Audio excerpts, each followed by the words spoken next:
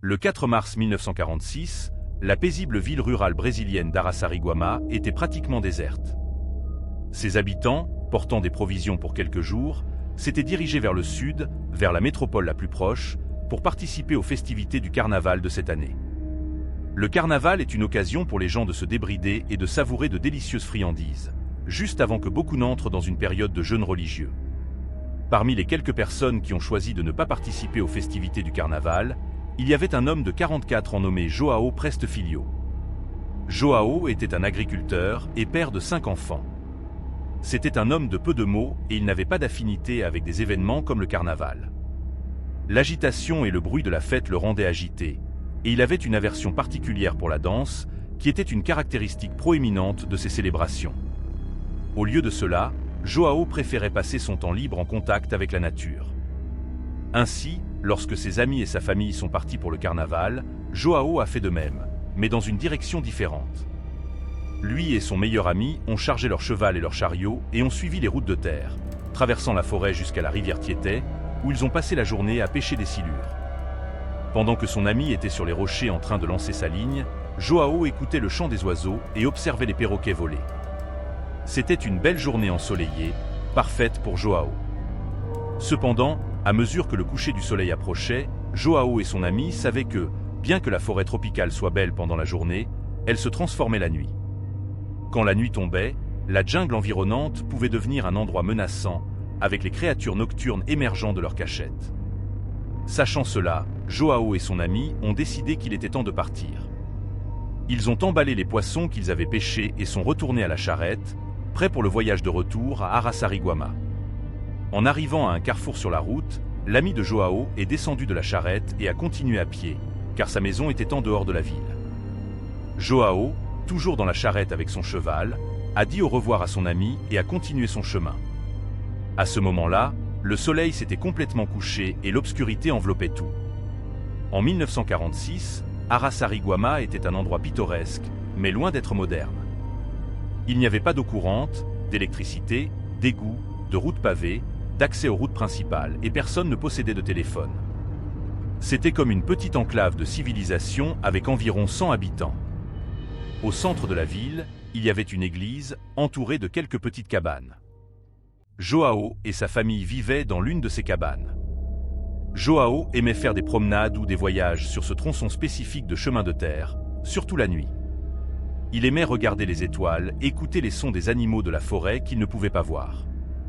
Mais cette nuit-là, João a ressenti une sensation étrange en s'approchant de sa ville. Rappelez-vous, presque tout le monde en ville était au festival, donc la ville ressemblait à une ville fantôme au milieu de la forêt. Alors que João avançait sur le chemin de terre, la silhouette de l'église se détachait devant lui. Il n'était qu'à quelques mètres de distance, mais une sensation inconfortable d'être observé commençait à s'installer. João, toujours dans sa charrette, jetait des regards prudents vers les arbres environnants, se demandant si un animal ou peut-être une personne se cachait dans les ombres. Cependant, il n'y avait personne en vue. Finalement, João est arrivé à l'église et a pu voir sa modeste maison au loin.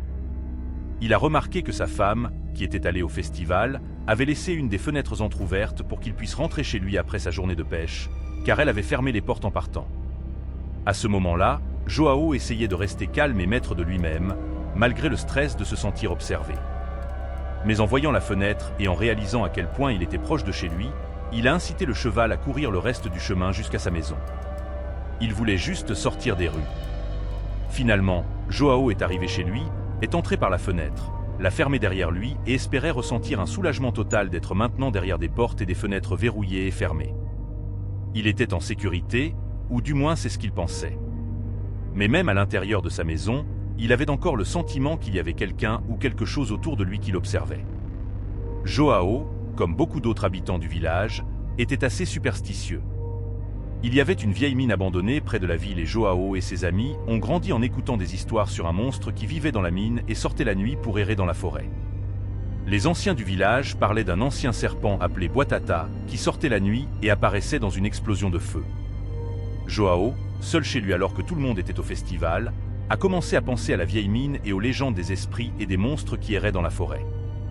Il ne se sentait pas en sécurité dans sa propre maison et la panique a commencé à s'installer. C'est alors qu'il a ressenti une présence étrange, comme si quelqu'un ou quelque chose l'observait par la fenêtre à sa gauche. Quand Joao s'est tourné pour regarder par la fenêtre, il s'attendait à voir une personne ou peut-être un animal sauvage qu'il avait suivi depuis la forêt. Cependant, ce qu'il a vu à l'extérieur de sa maison dans l'obscurité de la nuit était si terrifiant que pendant un moment, Joao a été à bout de souffle, paralysé par la peur. Il a essayé de lever les mains pour se protéger, mais il était déjà trop tard. Quelques minutes plus tard, Joao est sorti en titubant par la porte d'entrée, enveloppé dans une grande couverture, criant de manière incohérente. Il a commencé à courir en zigzag à travers le village, marchant sur des pierres pointues, du verre et des déchets, se coupant terriblement les pieds, mais il ne semblait pas remarquer la douleur. Il faisait une grande scène, mais le village était désert. Tout le monde était allé au festival. C'était juste lui dans ce village abandonné au milieu d'une forêt tropicale au Brésil. Finalement, Joao a réussi à se calmer et a couru vers la maison de sa sœur, Marie, remarquant qu'il y avait une lumière allumée à l'intérieur de sa maison. Il espérait que peut-être elle aussi avait décidé de ne pas aller au festival et a découvert que Marie n'était effectivement pas allée au festival. Marie, tout comme Joao, n'était pas fan des grandes foules et avait donc choisi de rester à la maison. Elle était dans sa cuisine quand elle a commencé à entendre un bruit terrible venant de l'extérieur, des cris presque gutturaux qui semblaient venir d'une personne ou peut-être d'un animal. Avant qu'elle puisse comprendre ce qui se passait, elle a entendu un grand bruit contre sa porte. Effrayée, Marie a couru vers la fenêtre de devant pour voir ce qui avait frappé sa porte. Ce qu'elle a vu n'avait aucun sens. C'était son frère Joao, mais il était enveloppé dans une grande couverture. Ses pieds étaient ensanglantés et il criait à plein poumon, bien que ses paroles soient inintelligibles. Marie était sur le point de courir et d'ouvrir la porte à son frère, mais avant qu'elle puisse le faire, Joao s'est retourné et l'a regardé. Quand il a fait ça, elle a crié de peur. Ses yeux étaient écarquillés et flous.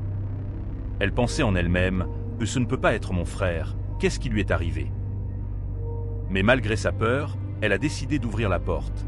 Après tout, c'était son frère. Quand elle a ouvert la porte, Joao est en quelque sorte tombé à l'intérieur de la maison et a commencé à se tordre sur le sol, continuant à émettre ce cri qui à peine semblait humain. Tout le temps, Marie essayait de lui demander ce qui n'allait pas, ce qui se passait. Elle l'a examiné et, en plus des coupures à ses pieds, il ne semblait pas avoir d'autres blessures. Finalement, Marie s'est agenouillée et était sur le point de tenir Joao, essayant de l'empêcher de bouger et essayant de lui parler. Mais avant qu'elle puisse le toucher, Joao a roulé et ses lèvres se sont ouvertes, exposant ses dents. Il a grimacé vers elle avec ses yeux sauvages et flous, et encore une fois Marie a reculé, horrifiée. « Qui est-ce ? Qu'est-ce qui est arrivé à mon frère ?» et pensait-elle. Quand Marie s'est levée pour s'éloigner de Joao, il avait toujours ce sourire malade, les dents à découvert, et un genre de sifflement bas sortait de sa bouche. Marie pensait qu'il essayait de parler. Marie, en entendant le sifflement répété, s'est penchée. Le son semblait faire écho « brûle, brûle ». Elle a immédiatement pensé que son frère, Joao, avait pu être brûlé. Instinctivement, elle a commencé à enlever la couverture et ses vêtements, cherchant la source de la supposée brûlure. Cependant, en plus des coupures à ses pieds, la peau de Joao semblait normale, sans signe de blessure. Marie a ensuite reporté son attention sur le visage de Joao, espérant qu'il pourrait fournir une explication. C'est à ce moment-là qu'elle a remarqué un changement de couleur de sa peau. Les joues de Joao devenaient violettes foncées et semblaient enflées. Marie a réalisé que quelque chose n'allait pas.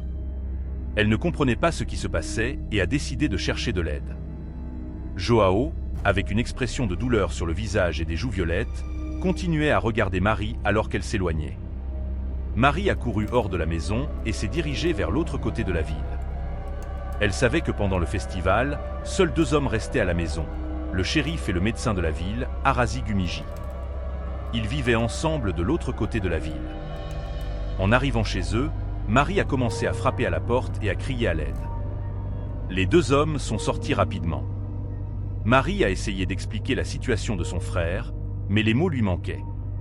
Elle a simplement dit que Joao avait besoin d'aide. Sans hésiter, les 2 hommes ont suivi Marie jusqu'à sa maison. En arrivant, ils ont trouvé Joao toujours par terre, se tordant de douleur. La situation était critique et ils savaient qu'ils devaient agir rapidement. Marie n'était absente que pour une courte période, mais en revenant, elle a remarqué que la situation de Joao s'était aggravée. Ce n'était pas seulement son visage qui était violet, mais aussi sa poitrine et ses bras. Le shérif, qui était présent, a commencé à interroger Joao. Malgré la douleur intense, Joao a réussi à se calmer suffisamment pour répondre, bien que ses paroles soient confuses. Il a mentionné qu'il avait été suivi jusqu'à chez lui et brûlé, mais quand on lui a demandé qu'il avait brûlé, Joao a insisté sur le fait que personne n'était coupable.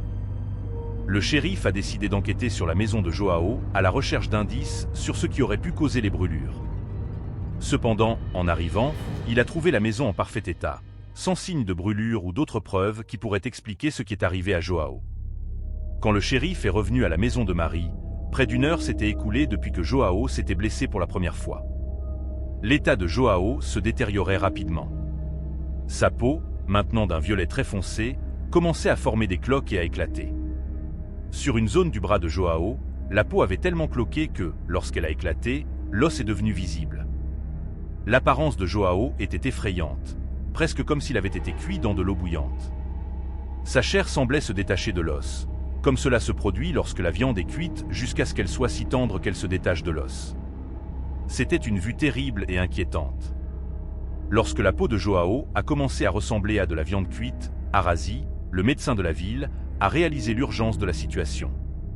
Il savait que Joao devait être emmené à l'hôpital immédiatement. Cependant, en raison de l'absence de routes pavées et du danger de voyager la nuit, ils ont décidé qu'il serait plus sûr de l'emmener dans un hôpital local. Le shérif, qui possédait un camion, s'est proposé pour transporter Joao. Arazi, le shérif et Marie ont rapidement enveloppé Joao dans un drap propre et l'ont mis dans le camion. Pendant qu'il conduisait à l'hôpital, Arazi est resté avec Joao à l'arrière du camion. Chaque fois que le camion passait sur un chaos, Joao criait de douleur. Arazi pouvait voir que les chaos faisaient que la peau de Joao se détachait. Lorsqu'ils sont arrivés à l'hôpital local, l'équipe médicale a rapidement emmené Joao à l'intérieur et l'a placé dans une chambre privée.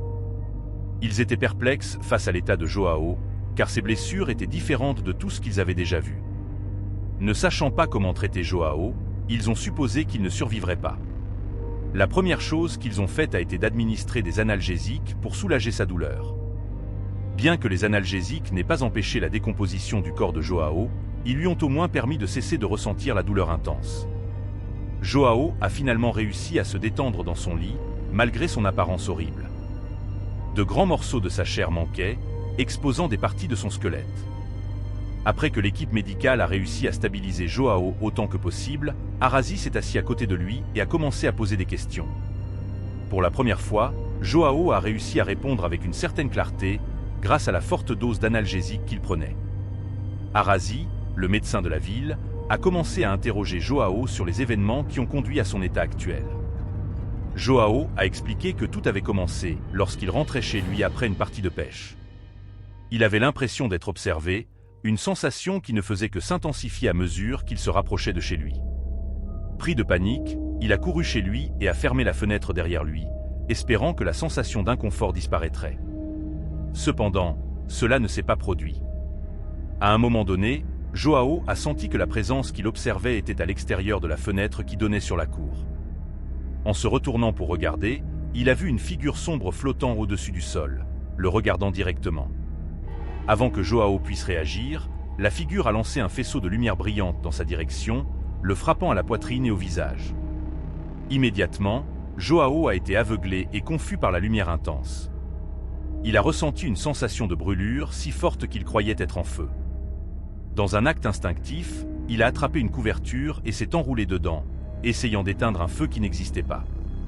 Il a trébuché hors de la maison et a titubé jusqu'à la maison de Marie, mais la sensation de brûlure n'a pas diminué, elle a seulement empiré. La peau de Joao a commencé à peler, et Arazi a demandé s'il avait une idée de qui ou de quoi aurait pu causer cela. Joao, cependant, n'avait pas de réponse. Joao, les yeux écarquillés, s'est penché en avant et a avoué à Arazi qu'il n'était pas de ce monde. Lorsque ces mots sont sortis de sa bouche, un morceau de sa joue s'est détaché, révélant sa mâchoire et ses dents.